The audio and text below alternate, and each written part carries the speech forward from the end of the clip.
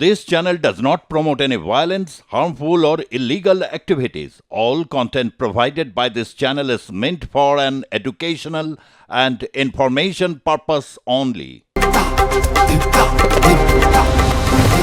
Sydney টেস্টে 6 উইকেটে হার ভারতে। 10 বছর পর বর্ডার গাভাস্কার ট্রফি হাতছাড়া ভারতের। অস্ট্রেলিয়ার কাছে 1-3 ব্যবধানে সিরিজ হারল ভারতীয় দল।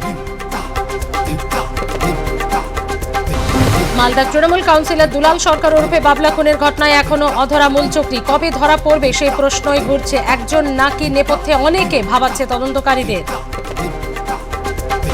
মালদায় তৃণমূল নেতা অভিযুক্তদের ধরতে পুরস্কার ঘোষণা। 2 লাখ টাকা পুরস্কার ঘোষণা করল মালদা জেলা পুলিশ। বাবলু যাদব, কৃষ্ণা রজকের খোঁজে জায়গায় জায়গায় পোস্টার পুলিশের। খুনের আশঙ্কা করার পরেই বীরভূমে তৃণমূল নেতার বাড়িতে বোমাবাজি। কঙ্কালীতলায় তৃণমূলের পঞ্চায়েত উপপ্রধান মামুন শেখের বাড়ি লক্ষ্য করে বোমাবাজি। আতঙ্কে উপপ্রধানের পরিবার।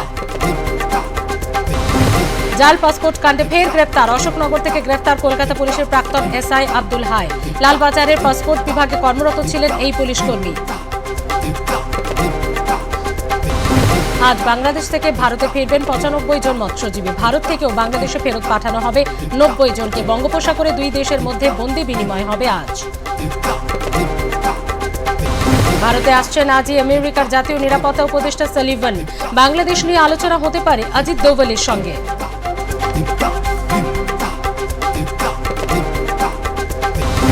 অনুপ্রবেশ নিয়ে বিএসএফকে আক্রমণ করায় চিঠি মুখ্যমন্ত্রী মমতা বন্দ্যোপাধ্যায়কে। ভোট ব্যাংকের স্বার্থে মমতা বন্দ্যোপাধ্যায় বিএসএফকে আক্রমণ করছেন।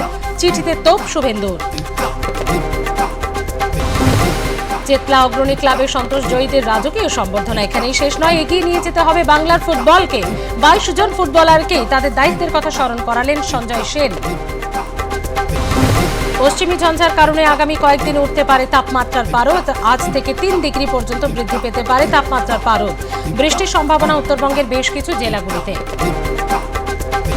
কয়েকদিনের বৃষ্টির পরেই শৈত্যপ্রবাহ, ঘন কুয়াশার দাপট। ঘন কুয়াশার জেরে দেরিতে ওঠানামা করছে বিমান। দিল্লি, চণ্ডীগড়, আগ্রা, লখনৌয়ে একই অবস্থা।